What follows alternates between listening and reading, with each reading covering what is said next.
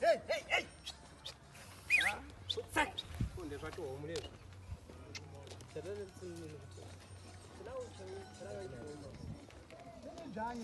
Tsikanti home titlanga man.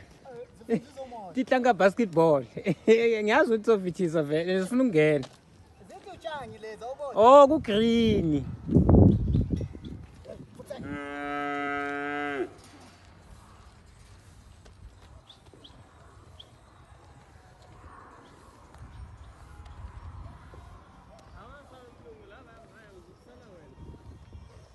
Yeah.